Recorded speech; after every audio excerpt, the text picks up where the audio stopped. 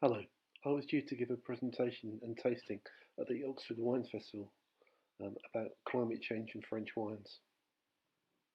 Unfortunately, it won't be taking place this year, so Chris, the organiser, asked if we could do some sort of virtual tasting instead. So here we are. We put together a case of wines, and to give it a theme to make it more interesting, what we'd like to do is to show you how the climate and the terroir affects different wines, but also how global warming is affecting that. Because when you talk to growers throughout France, there's no doubt they see a big difference in terms of the vintages, recent vintages, and the climate warming, and it is truly affecting how their grapes are growing. So what I've done is I've chosen 6 wines. So the first wine comes from the Muscadet area in the northwestern part of France. And I've chosen this wine because it shows how crisp, elegant wines can be when they come from a relatively cold climate. Unlike some of the other wines from the region, from further to the east, this wine, even in the very hot 2018 vintage, managed to retain this character. Quite light in colour, but lovely fresh citrus nose.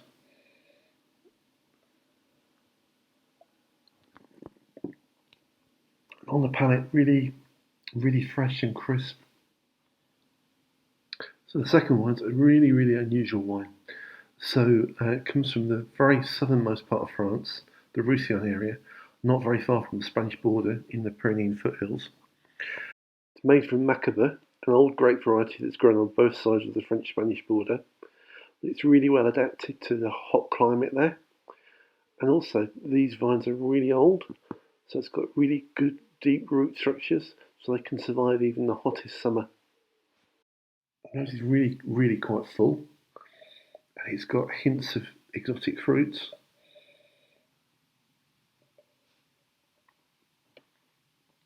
On the palate, it's got much more depth, much more density than the wine from the north.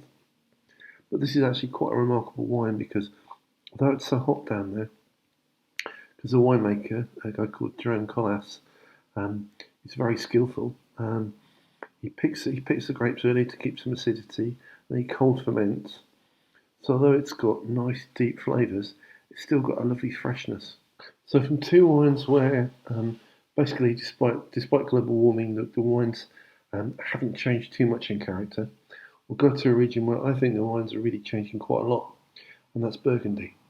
So the third wine is Macon La Roche Vineuse 2018. So this wine comes from a particularly good producer, Domaine Normand, situated by the famous Roche sur Loutret. They only use natural yeast, so they produce wines with a really nice texture. And in hot vintages, they pick early to retain as much freshness in the wine as they can. It's got a really full, classic, buttery Chardonnay nose. It's not seen oak. It's just been made in stainless steel, but it's got really full, appley, apricotty, really nice full fruit flavours.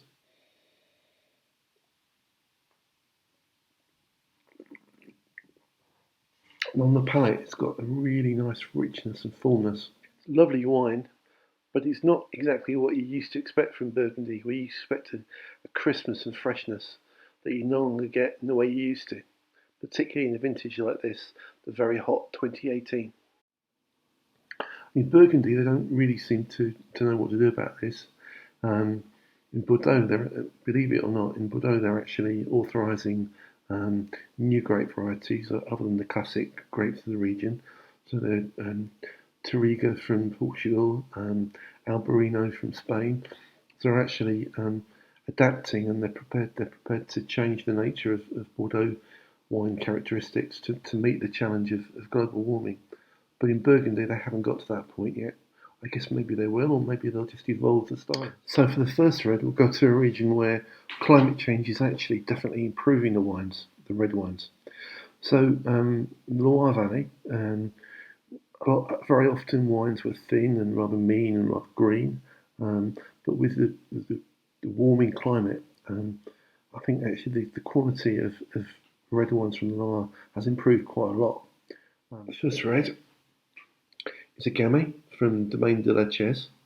So in the Touraine area, you can see on the screen, but the colour is actually really quite deep. For a Gamay, it's very, very deep. It's got nice, full summer fruit flavours in the nose.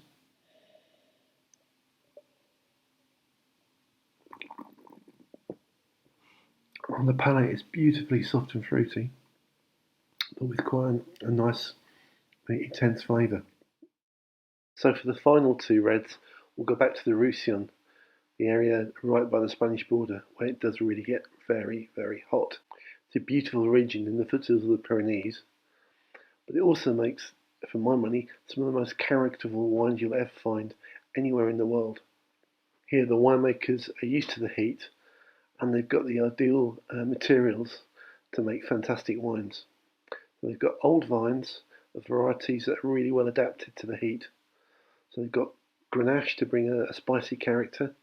They've got Mourvedre to give some backbone to the wine.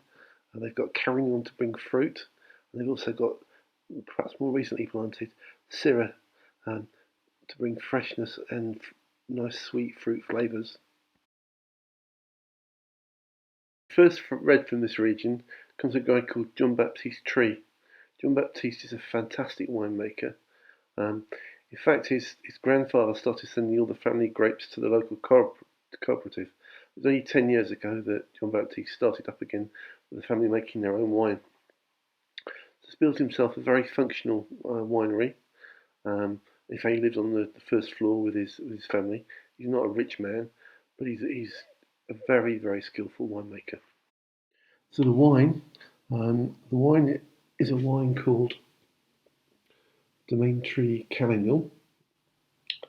So it's made from 100% Carignan, so Carignan to play on words, but it's made from a parcel of 100-year-old vines.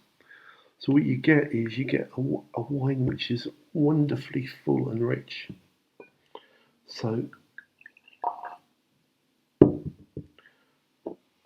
not a super deep colour because Carignan is often not the deepest of grapes, but really, really full, ripe, rich nose.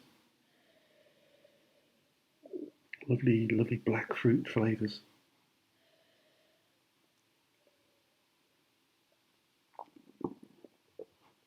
And on the palate, it's just so big, but round and smooth.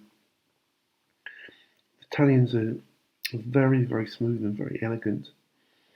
The final wine comes from Domaine La Toupie. So Domaine La Toupie Quattle. This is a wine that wins a lot of awards. I think this particular vintage got 92 Parker points. So it's a bit more complex than Carignan.